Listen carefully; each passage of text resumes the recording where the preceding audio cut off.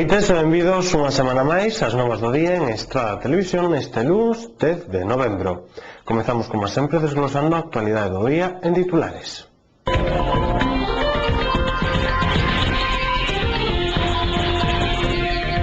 Estamos inaugurando unha obra que habíamos posto en marcha junto ao alcalde Ramón Campos como unha obra necesaria. É unha obra que, bueno, pues eu creo que ven a contribuir sobre todo a mellorar a seguridade vial das persoas, non? A Estrada abre un centro de negocios para apoiar a exportación mobleira. A oficina da Fundación Galicia Europa terá a súa sede no recinto feiral e informará de todas as axudas ás PEMES. O trompetista larinense Santiago García gañou esta fin de semana o 7º certame de xóvenes intérpretes solistas Xosé Barcárcel. O estradense Santiago Gómez acadou o segundo posto e a amiense Amelia Ónega o terceiro.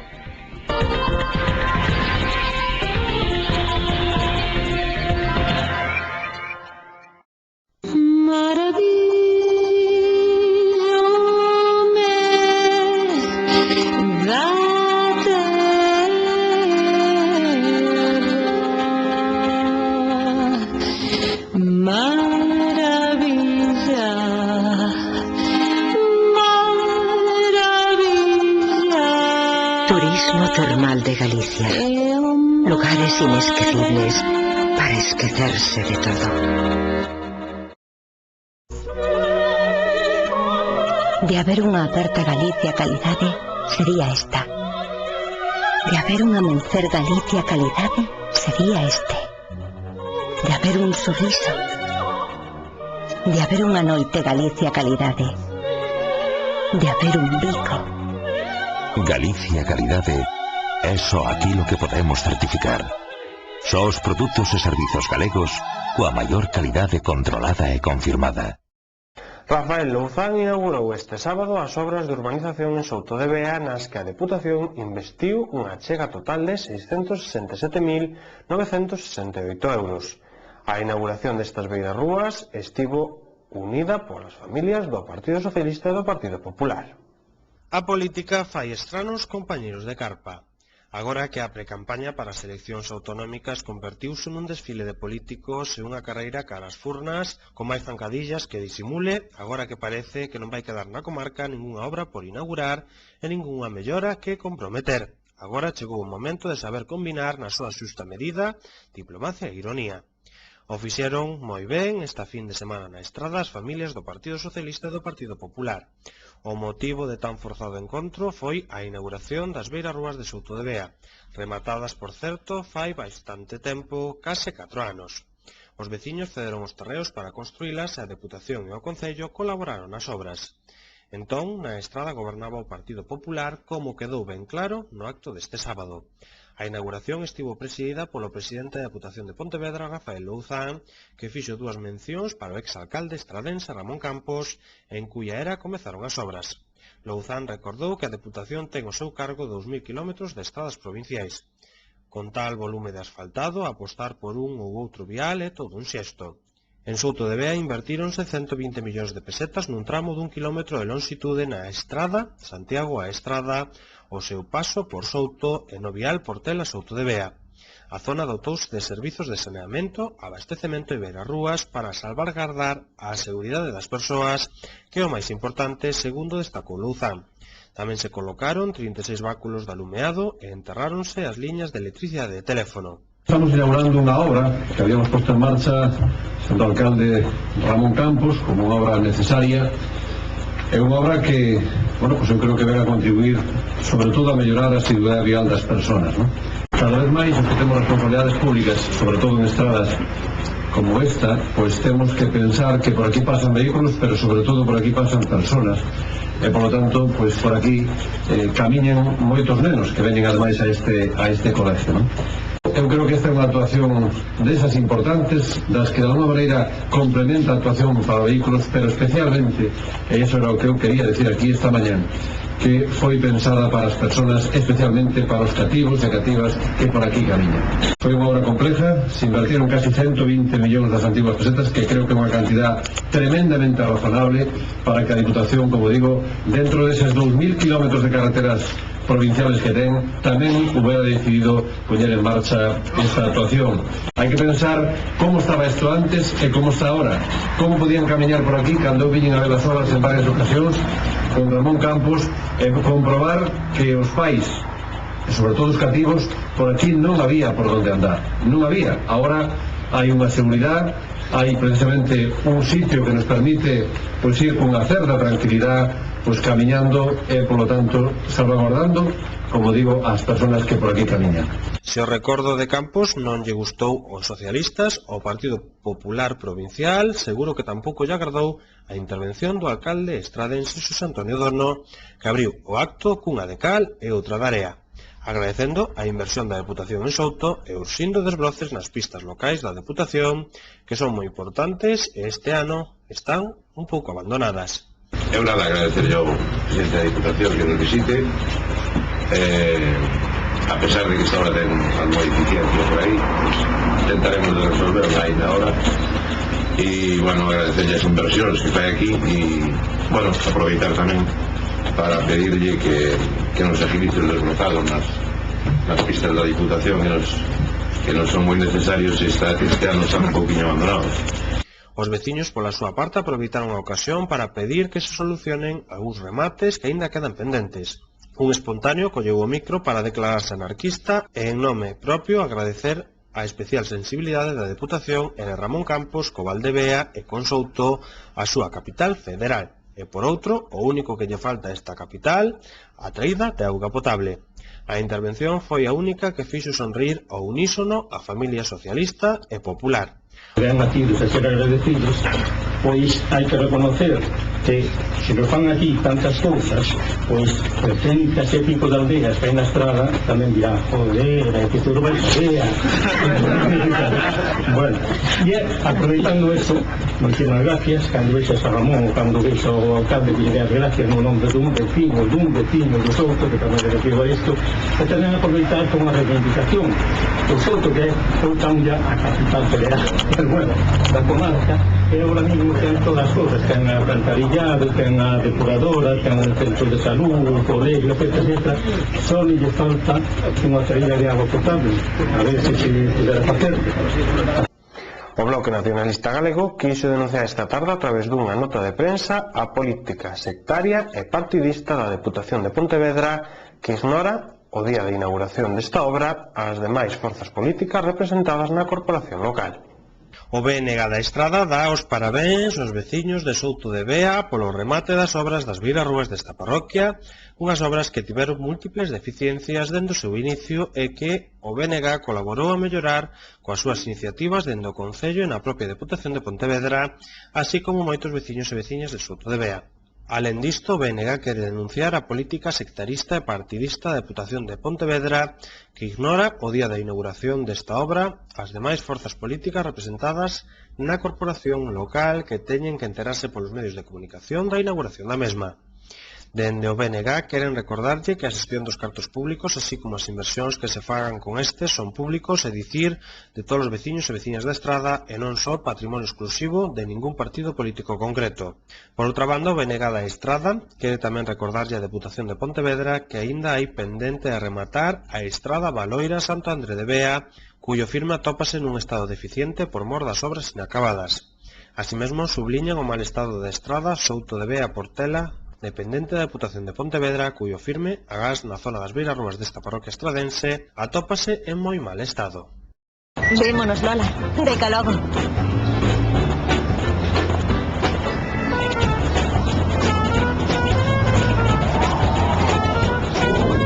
Imagina. Non imagines. Confía nun comercio galego de calidade.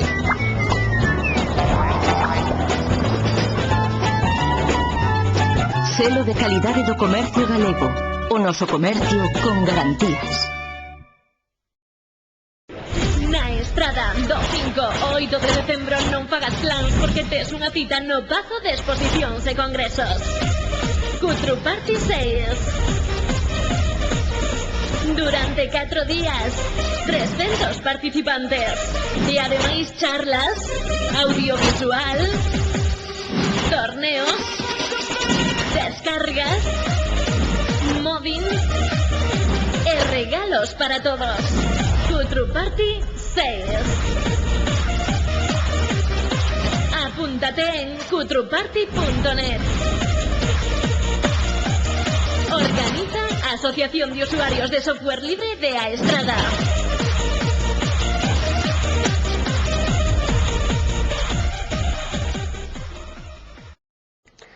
A Estrada abre un centro de negocios para apoiar a exportación mobleira. A oficina da Fundación Galicia Europa terá a súa sede no recinto feiral e informará de todas as axudas ás PEMES. O secretario xeral de Relacións Exteriores e director apoderado da Fundación Galicia Europa, Julio Fernández Mato, presentou na tarde-noite do venres o servizo do novo centro de negocios da Fundación Galicia Europa, o colectivo de profesionais do moble da Estrada. Nun acto no que participaron ademais o alcalde da Estrada e o presidente da Fundación do Moble, Fernández Mato animou a este colectivo a apostar pola internacionalización mediante toda unha serie de mecanismos que a Administración Autonómica lles ofrece para este fin. Entre estes mecanismos, Fernández Mato citou o recén creado Consello Galego de Internacionalización, no que participarán conxuntamente a Xunta, a Confederación de Empresarios de Galicia e as Cámaras de Comercio, e que ten como fin deseñar medidas para que as empresas galegas saian ao exterior.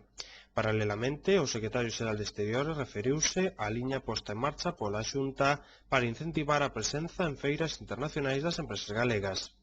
Xunto a isto, citou a iniciativa mediante a cal se destinarán 500 millóns de euros en avais para pequenas e medianas empresas da comunidade autónoma.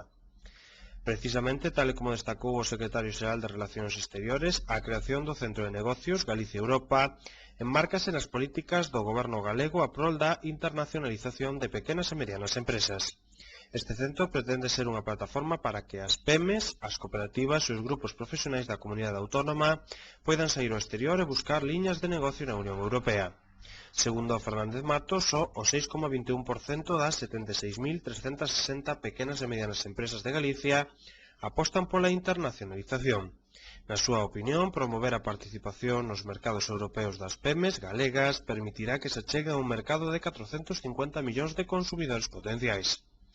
Como destacou o secretario xeral de Relacións Exteriores, o Centro de Negocios Galicia Europa ofrece unha carta de servizos específicos para aquelas organizacións empresariais que desexen acceder aos mercados europeos. Entre estes servizos salientou o programa de xestores de exportación externos, a xanela única de oportunidades ou a posta a disposición das salas de reunións, business center e negocios de traducción en Bruselas a prezos competitivos para os usuarios do centro de negocios. Deste xeito, Fernández Mato ofreceu o servizo dos xestores de exportación externos do Centro de Negocios Galicia Europa ao sector do moble da Estrada. Tal e como indicou, este sector é moi relevante non só para a economía da comarca na que se circunscribe, senón tamén para toda Galicia. Para ilustrar esta afirmación, o secretario xeral de Relacións Exteriores ofreceu datos que avalan a realidade. O sector da madeira e do moble de Galicia facturou no último ano uns 2.419 millóns de euros, 3,5% do PIB galego, un 6% máis ca en 2006 e proporciona emprego directo a máis de 26.000 persoas. En opinión do secretario xeral, o sector do moble posúe ameazas, pero é necesario botar man das fortalezas deste eido tales como a creación do clúster da madeira, o deseño e a calidade ou imaxe da marca creada para promover a súa dinamización.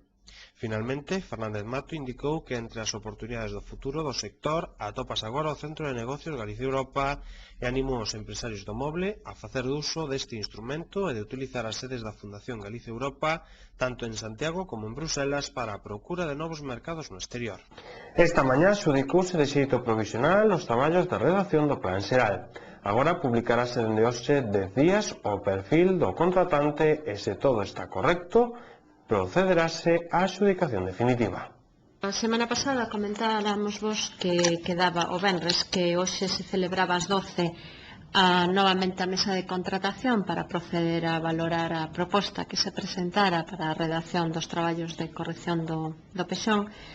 Entón, hoxe quedou a adxudicación provisional adxudicada. Está, lógicamente, pendente de que se publique durante 10 días hábiles o perfil do contratante. Hai unha pequeniña documentación que se ten que complementar para xuntar a este perfil e se todo está correcto, pois transcurrido este prazo dos 10 días que comezan a correr hoxe mesmo, hoxe luns, pois se producirá a xudicación definitiva, que, bueno, pois xa sabedes a proposta que se presentou, que é dun estudio de arquitectura de Juan Ángel Visier Gil.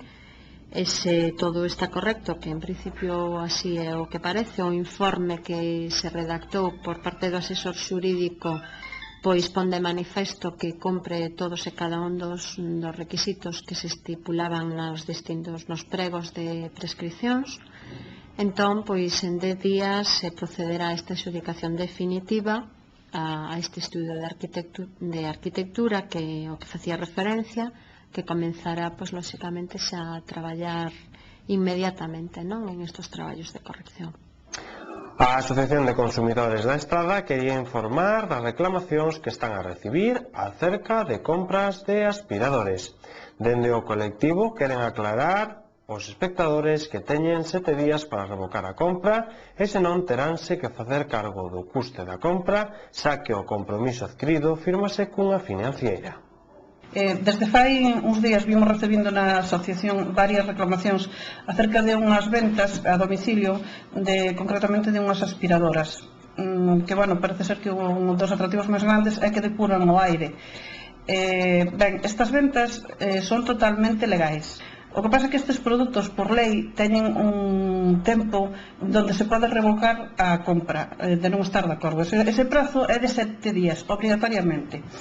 Entonces, todas aquelas persoas que fagan este tipo de compras a domicilio, primeiro, deben de asegurarse de que lles interesa realmente o produto. Despois, deben de asegurarse cal é o precio real dese produto, porque atraen sempre con cuotas que, bueno, bastante asumibles, pero a veces non informan exactamente do número de plazos en que teñen que pagar esas cuotas. E falamos de cantidades bastante altas. Concretamente, no caso das aspiradoras, creo que falamos de 2.500 euros. Estes contratos teñen que ser sempre por duplicado. Teñen que dar un documento aparte, que é un documento onde se pode revocar a compra. É un prazo obrigatorio de 7 días. Transcurridos eses 7 días, a venta queda formalizada e entonces xa non se pode facer nada a través da oficina do consumidor. Entonces, se algunha persona chegase a firmar este contrato e logo decide que non quere comprar o produto, por favor, se queren acudir a nós, que veñan antes de que se cumpra o prazo dos 7 días. Nós axudaremos a tramitar a devolución do produto, posto que o contrato non é que a empresa que lle vende a aspiradora ou o produto en cuestión. O compromiso despois queda con unha financiera e teñen que asumir ese crédito, como se hubieran pedido un crédito e teñen que asumilo, porque senón pasarían a formar parte da lista de morosos. Tamén se están a facer unhas revisións de gas totalmente legales, pero tamén é conveniente que as persoas, antes de que acepten a revisión do gas, que comproben se xa está caducado o contrato anterior, é dicir, se xa pasou o plazo ou non, porque tamén temos algunha reclamación a ese respecto, de que lle pasaron a revisión antes de que se cumpliesen os prazos pertinentes. Estas cosas son legales, xa digo, son sempre legales. O que pasa que ás veces, pois, non do noso gusto. Antes de seguir con máis novas, facemos un breve paréntese para a publicidade.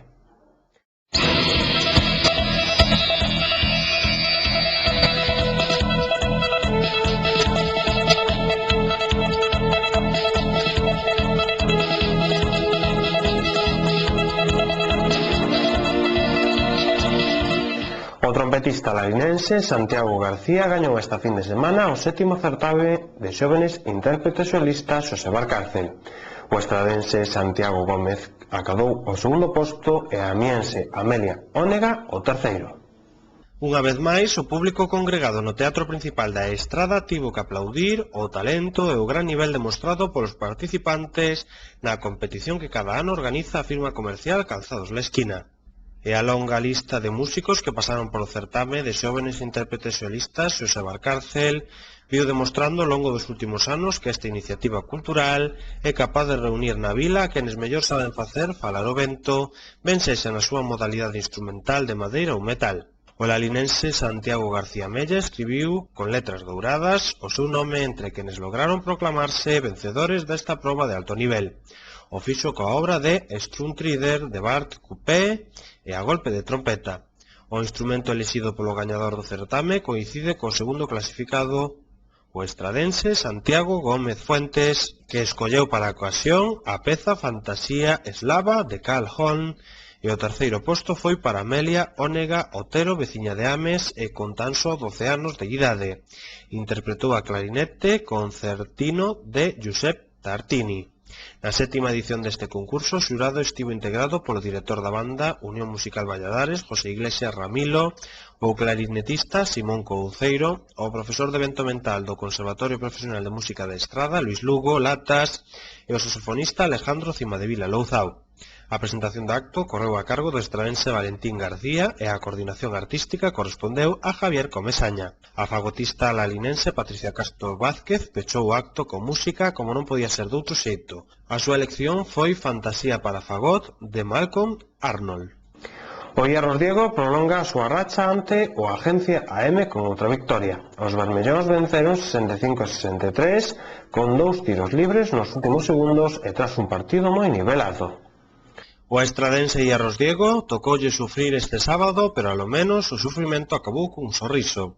O conxunto de primeira división estradense sumou a súa sexta vitoria consecutiva na Liga ao vencer por un marcador de 65-63 o Agencia AM de Baio, un eterno contrincante dos de Eduardo Lada, e que comprobou o sábado que terá que seguir esperando para computar a súa primeira victoria ante o estradense. Os 2 puntos que deron o triunfo ao equipo local anotáronse nos últimos segundos do encontro en 2 tiros libres que decidiron o vencedor dun partido moi nivelado. O estradense Baio arrancou cos 2 equipos serios e centrados a sabendas do que se disputaban en embargantes co transcurrir das xogadas. O Hierros Diego mostrouse falto de intensidade en defensa, chegando a encaixar 18 puntos. A dinámica cambiou no segundo cuarto, cando os de Lada mostráronse máis sereos, centrados e encaixando un parcial de 8 puntos que lles permitiu encadear unha boa racha e adiantarse no marcador. Os vermellóns puxéronse por diante e abriron un marxe mínimo que parecía que serviría para romper o partido no segundo tempo, algo que, sen embargo, non chegou a acontecer. O Baio, lonxe de dar por perdido o encontro, saliu na segunda metade a por todas e aproveitouse da falta de concentración dos locais. A actuación arbitral que pitaba unha falta tras outra ao Hierros Diego sacou do partido os homes de Lada, que se desquiciaron ata chegar a estar 6 minutos sen anotar un só punto. O técnico local pediu calma aos seus homes e menos actuacións sinalables, e no terceiro cuarto o autocontrol e a concentración regresaron ao bando vermellón, que logrou unha victoria complicadísima e in extremis. O Clube Deportivo Estradense quedou onte a medias ante o Melías. Un gol de José Ramón igualou un partido cun claro dominio do conxunto vermellón. O Clube Deportivo Estradense desperdiciou onte unha inmellorable ocasión de saltar o liderato ou empatar a un tanto co Melías na Baiuca. O cadro vermellón foi incapaz de dobregar o seu rival sobre un terreo de xogo que, conforme avanzou a tarde, fíxose impracticable debido á pertinaz chuvia. Ambos os conxuntos protagonizaron unha mala primeira parte na que o estradense puxo as ocasións e o Melías aproveitou a súa única aproximación aos dominios de Makelele para, por mediación de Zorrilla, poñerse por diante no marcador. Antes, Unai cabeceou o pau un córner botado por Marc, poñendo en evidencia o infructuoso do aplastante dominio exercido polo conxunto vermellón. A segunda metade comezou cun estradense volcado sobre a área do Melías e un porteiro, David, dos Ouresans, recitando todo canto chegaba ás inmediacións do portal visitante. A arriscada aposta local de xogar con 3 defensas levou a incertidume ás gradas cada vez que o Melías montaba un contragolpe. De Amargantes tivo que ser José Ramón o que evitara a catástrofe cando no minuto 71 rematou de cabecear un centro medio de Unai tras roubar esta a carteira ata entón expedida pola zaga ourensá. O dominio vermellón intensificouse ata a conclusión do do, pero de novo sen éxito. O campo duro e encharcado estradense empecinouse en tocar o balón sen conseguilo e o Melías a despexar sen miramento ningún todo canto o balón caía na súa área. No desconto chegaron as 2 oportunidades máis claras para o estradense. Primeiro, Unai fallou un remate increíble dentro da área pequena con David batido e despois foi Marc o que enganchou un zapatazo dende fora da área para enviar o balón por encima do largueiro do portal rival. Ao final, un empate con sabor a victoria para o Melías, pero con aires de impotencia para os da casa. O Val do Ulla toca fondo na súa visita ao feudo da Casa Social. O 9-0 final sitúa as estradenses no fondo da táboa de Primeira Nacional. A quinta xornada resultou nefasta para o Valdoulla, que terminou perdendo por 9-0 no seu desplazamento ao campo do Casa Social Católica. As xogadoras estradenses apenas puideron facer nada ante un conxunto castelá que xa goleaba o descanso por 4-0 ás pupilas de Juan Rei, desplegando un bo xogo. O Valdoulla estivo sempre a merced do seu rival e apenas inquietou o área local, que dominou en todas as fases do encontro. A abultada derrota de onte mantén unha semana máis o Valdoulla como colista da clasificación no grupo 2 de Primeira Nacional. A pesar de caer en Ávila, o adestrador Juan Rei mostrouse convencido da recuperación do equipo nas próximas xornadas, sobre todo se o clube consigue facerse con importantes reforzos antes do inicio da segunda volta. Antes de rematar, facemos un repaso ás novas máis destacadas en titulares.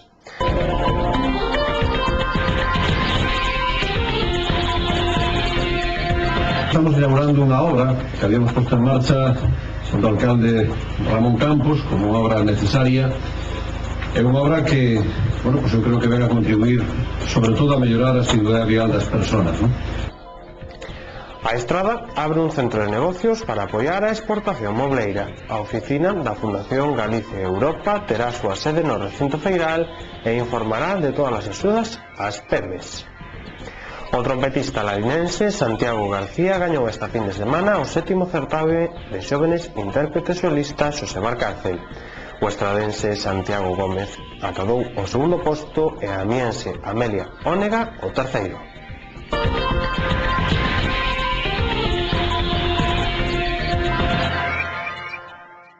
E hoxe poñemos punto final con imaxes do gañador do 7º certame de xóvenes intérpretes solistas. O seu nome, Santiago García e de Lalín. Esperemos que disfruten con estas imaxes. Saúdos e de camañá.